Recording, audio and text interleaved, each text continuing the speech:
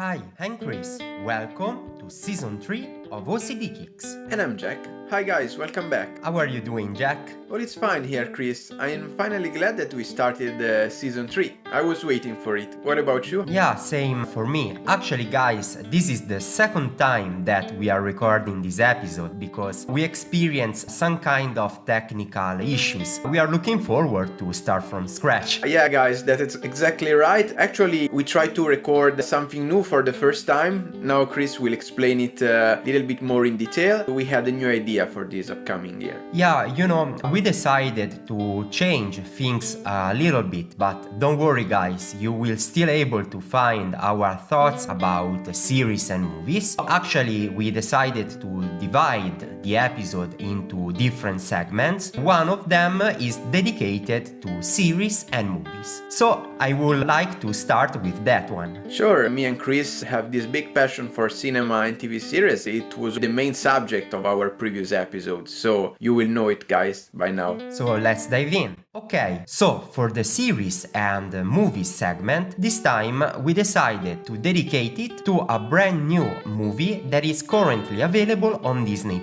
I'm talking about Eternals. So guys, some of you maybe already saw this movie a few months back in the movie theaters, but it's currently available on Disney+ for all members. It's not even a VIP access. Guys, as you know, me and Chris are quite used to review Marvel's movies. Our latest episode was about Shang-Chi. Actually, according to me, even this chapter, The Eternals, have many similarities with Shang-Chi's narration. We decided to keep this episode spoiler-free, but for those of you who maybe haven't seen the movie yet, Eternals tells the story of a brand new group of superheroes. Actually, they came from space around 7,000 years ago. Basically, they were able to experience all phases and chapters of history of humankind, from the time man used to live in caves to the present days. I found it quite epic. I didn't expect such a great movie. Yes, Chris, I think the same. I really appreciated these background events involving history from thousands years ago to the present day. Guys, as other Marvel's movies, the timeline shifts from one period of time to another, so we have some happenings in the past, some happenings in the present, and we see how the Eternal, these superhuman beings, are being sent to Earth in the first place to protect the human race from deviants, these monster creatures that are menacing mankind. Actually, the story develops in a quite unexpected way. I won't spoil anything here, but I really like this not standard division between good and evil. In the first place, we see the good sides and the bad sides, but they're actually closer to each other than what we could imagine. Yeah, Jack, we saw this kind of approach even in Shang-Chi, because you remember, guys, without going into spoiler, that basically the bad guy in that movie was Shang-Chi's father. But at the same time, you were able to see the motivations behind his behavior. It is quite blurry, it is even more interesting, because, like many times in life, not everything is black or white. There is something in between. And the reasons for each character to pursue their actions is not always the same. One of the important topics of the movie is also the difficulty in finding a reason to live when the purpose of your life has been already fulfilled. Our protagonists, at some point of the story, they have to reshape all of their lives because task seems to be fulfilled. So we see another twist in the plot. I found this movie quite philosophical. Of course, you can see the action scenes and just enjoy the plot, but at the same time you start thinking about things that are related to humankind. So as you said, Jack, like the purpose of life, as well as themes such as life and death, your decision shaping other people's lives as well. I found it quite interesting, and and I found myself thinking about these kind of films even after finish watching the movie. Yes, Chris, I also know some of my friends who actually didn't like so much the characterization of the characters and the plot overall, but from my point of view, the plot was quite good and there is this deep philosophical meaning that you say. I found it quite profound. The director of this movie, Chloe Zhao, which already directed last year the Oscar winner Nomadland and was well known for the excellence of photography that we also see in this new movie. There is still a space for jokes and a sense of humor. You know, it is a Marvel movie. At the same time, it's a bit different compared to other Marvel Cinematic Universe movies. The movie is quite long. If you count even the credits, it is around 2 hours and 40 minutes. Talking about credits, as you know guys, Marvel movies are well known because throughout the credits you can find a few Easter eggs, extra scenes that will give you a hint about what to expect in a future Marvel Cinematic Universe movie. The great thing about watching that on Disney Plus is that you can push forward and quickly go throughout all the credits, you know, unlike the movie theaters. Yes, that's an advantage by all means. And guys, the references to previous Marvel's episode are a lot. The events are basically happening 5 years from the events told in Avengers Infinity War. Yeah, like in Shang-Chi, if you have some kind of general knowledge of the Marvel Cinematic Universe, you can appreciate all the Easter eggs. At the same time, if you are new to the Marvel Universe, you can still enjoy this movie because basically it introduces for the first time a brand new set of superheroes. So you don't really need a deep knowledge of Marvel in order to enjoy this one. It was something similar, for example, to Shang-Chi, but there are also references not only to the Marvel Universe but also to DC, Superman. You know, I was quite surprised about that. Yes, even for me it was the same. You know, Chris, how much I loved Smallville, the recent TV series. Yeah, do you think it's still recent, Jack? Well, in my memory it is so, but actually it has been already 20 years, so relatively recent. I'm very passionate about this TV series because I grew up with it. For me, Superman will always be Tom Welling. Along so many seasons, he portrayed the young Clark Kent so great, and Superman will remain that for all of my life. Superman has a long story of actors who played it. For example, Christopher Reeve or Henry Cavill, most recent. You know, Jack, I saw only season 1 or maybe 2 of Smallville, but hearing you talking with such a big passion about Smallville, I will definitely go back and catch up with all the seasons. You know, Chris, Smallville was not technically that great, but it was very heartfelt and it remained in your heart, especially if you were an adolescent or young adult when this TV series was aired. It has something very touching. And I remember like the soundtrack was great as well. The soundtrack was great. I remember in the first season many of my favorite bands of my young adulthood, for example Lifehouse, The Calling, were all featured in that. It was so great, and I had also the CD that I could play along in my car. Yeah, but saying that, you're pretty much telling your age. Like almost no one buys physical CDs anymore. Exactly, that is a sign of the passing of time. Yeah, so Jack, would you recommend to watch this movie to our listeners who maybe didn't see it yet? Yes, I would totally recommend it, guys. Don't let you be fooled by the even too many critic reviews that you could read about this movie, but give it a try. You know, the fact that it's included basically in the Disney Plus without any extra cost, it's also a great way to introduce more people to the service as well. If you think about it, this movie was just a couple of months ago in the movie theaters, so it is something different compared to, for example, if you remember Jack, Black Widow, where basically you were able to see day one but with the VIP access. Yeah, exactly, Chris. So Jack, shall we go on to the next section of the episode? Cool, guys, what do you think it will be? So stay tuned to discover it. So, welcome guys to the next segment. This one is dedicated to gaming. So, you know guys how much I love gaming since I was a young kid, playing the original Game Boy as well as the Super Nintendo. At the same time, Jack is pretty much new to this world. I hope that with this segment, he will find this industry more and more interesting. Yes, thanks Chris, because you introduced me to many great products of the gaming industry. In the most recent times, guys, it's not my first passion. I'm not so keen on video games. I also played PlayStation when I was a kid, and I loved so much, for example, Final Fantasy episodes back then. I remember Final Fantasy 8, for example, which I played all along every day during high school. But actually, Chris helped me a lot to discover many interesting and appealing products on the market nowadays. Yeah,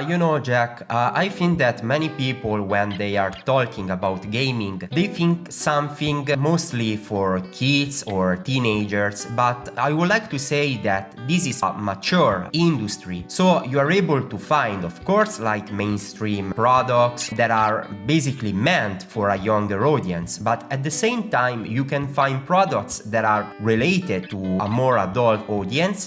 This one that we are going to talk today is something, meant for adults. I'm talking about a game that is currently available on Steam that is called Before Your Eyes. Yeah, and thanks Chris for letting me receive it as a Christmas present. I was really glad to have the opportunity to play it in this way. There is no need to say thanks because it was quite selfish. I just wanted to make you more curious about this industry. But it was direct to the point, and I still have appreciated it. Basically, the unique part of Before Your Eyes is that you play mostly with the blinking of your eyes, with the webcam. It tells the story of a person who basically passed away in the first scene of the game, but recalls all his life. The next scene, you are a toddler looking around and listening to your parents. Once you blink your eyes, you will move to the next scene that could be just a few hours or even a few years later. So you really don't know what to expect. It's like a collection of flashbacks. Yeah, Chris, I was quite entertained by the story, so I tried not to blink my eyes because I wanted to see what was going on. But the philosophy of the game probably is that you cannot enjoy one scene more than 5 or 10 seconds in a row, so it was not easy to do it. You make decisions that somehow will shape the main character's life. Yeah, that's totally right. As far as I can tell, I appreciated this new original perspective. It is not a very long game. You can finish it in just a few hours. But I would say, it's just beautiful to enjoy this ride. Of course, you see the main character's life, but you can also reflect about your own. Yes, as we said, it's something quite new, so I think you will be surprised too. You cannot find at the moment this game for PlayStation as well as Xbox and Nintendo Switch, because as I said, you need a webcam in order to play. So you can play both on Windows platforms as well as Mac.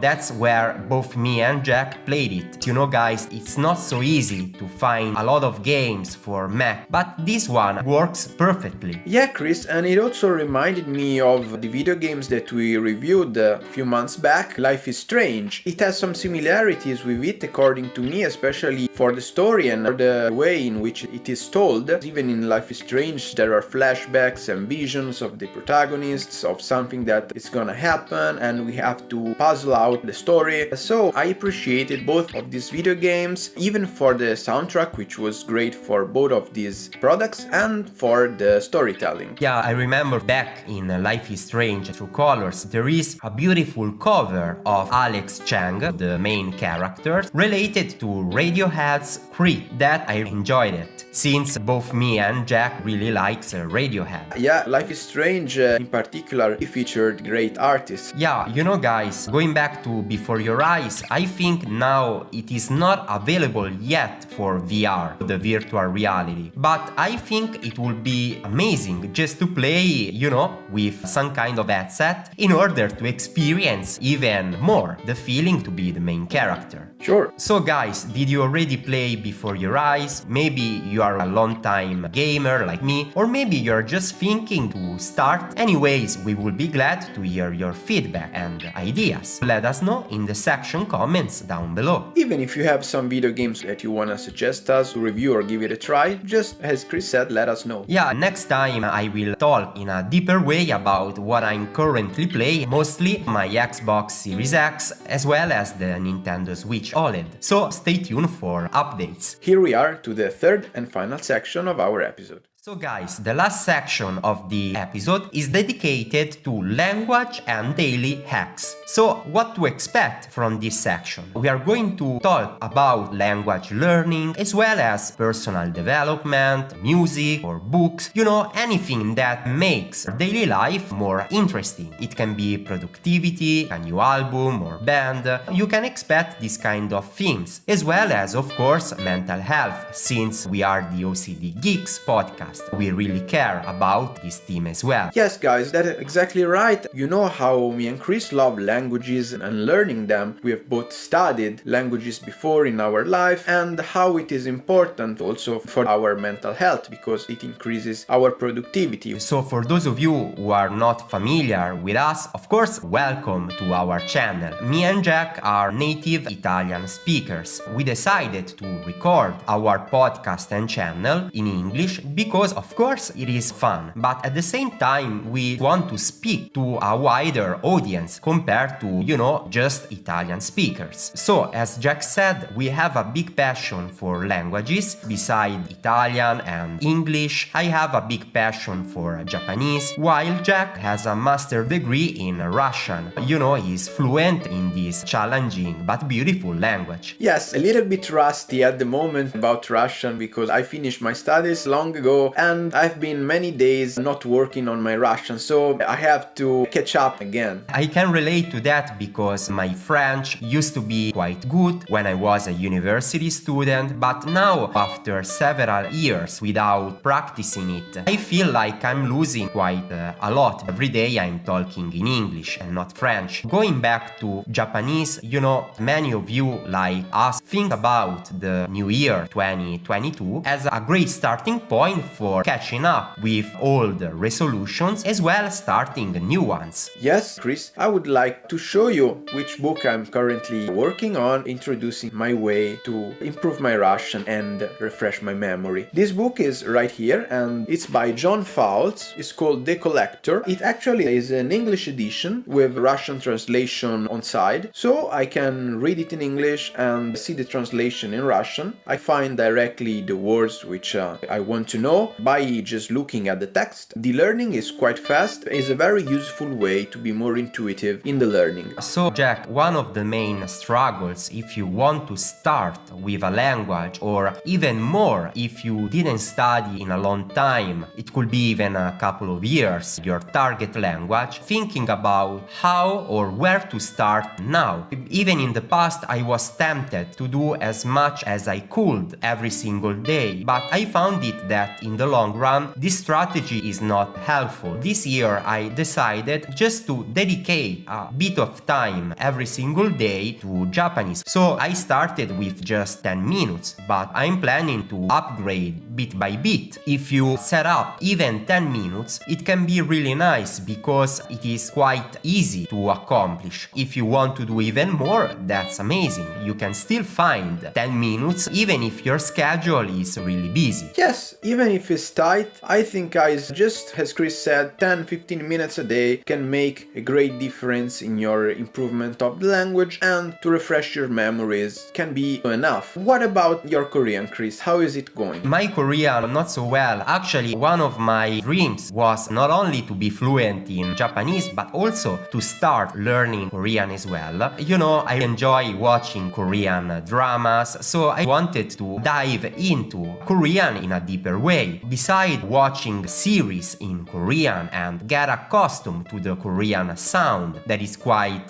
different compared to Italian, I didn't do as much. It can definitely be a new resolution as well. So it can be some kind of a mix between Japanese as well as Korean. About Japanese, the pronunciation is so similar to Italian. I think could be even the closest language regarding sound. Of course, talking about about the writing system as well as grammar, that's completely different. So it can be quite challenging, but not impossible to learn. Yes, I think it's a great task, and thanks for the useful tips that you said. I didn't know it sounded so similar to Italian. I've been struggling the same with Russian, especially in the first years of my learning, because the alphabet is completely different. The mentality in which the language finds expression is completely different. There are cultural aspects that comes out in the language, how it's natural to be, that requires time to be understood by non-native. Learning a language is really learning about the culture. So you cannot really divide the Russian studies like the Japanese one if you don't understand the culture of these countries. It will be the same for all languages. Another thing that I would like to advise is just to spend a lot of time with the language, even if you are not living, for example, in Russia or Japan, by listening to music, watching series in the target language with subtitles on, and reading books like Jack suggested before. That can be feasible if you are an intermediate student. Just start spending a lot of time with the language can be interesting and useful. Online you can find many podcasts as well as other YouTube channels that are dedicated to a specific language, so I will totally recommend those. If you are learning Italian, I will definitely recommend Coffee Break Italian. You can start listening to that even if you don't have any knowledge of Italian. Coffee Break is also available for other editions as well, for example Spanish as well as German. Just check it out. Yes guys, the point is exactly that. Find something that you're really passionate about. Doesn't matter what it is, music, movies, books, but just dive deep into the language you choose by following something that you're keen on. For example, if you're not fond of Russian literature in particular, but you're fond of music, I could suggest you a Russian great band which is called Kino. They make an alternative music that is mixed between folk, rock and underground, so it's something very particular, but I found it amazing. Talking about music, still related in my case to Japanese, I will definitely recommend a couple of Japanese bands that I really enjoy. One of them is Asian Kung Fu Generation, that plays Japanese rock, while if you enjoy more pop, jazz style of music, I will definitely recommend Dada Ray. We chatted about these bands even at the very beginning of the Ocd Geeks podcast back in season 1. If you have any suggestions or ideas about how we can improve this segment even more, we will be glad to hear from you. Are you a passionate language learner, or maybe you are thinking about starting your second language? Your feedback and ideas are always welcome. So Jack, shall we go to the final part of the episode? Sure, Chris, let's move. So guys, we are at the end of the very first episode of season 3. As always, feel free to contact us both on Instagram and Twitter at Cris_OCD Geeks as well as Jack_OCD Geeks. Don't forget to check our website www.ocdgeeks.me. So Jack, for now, let them talk our freaks. In 2022, stay tuned on OCD.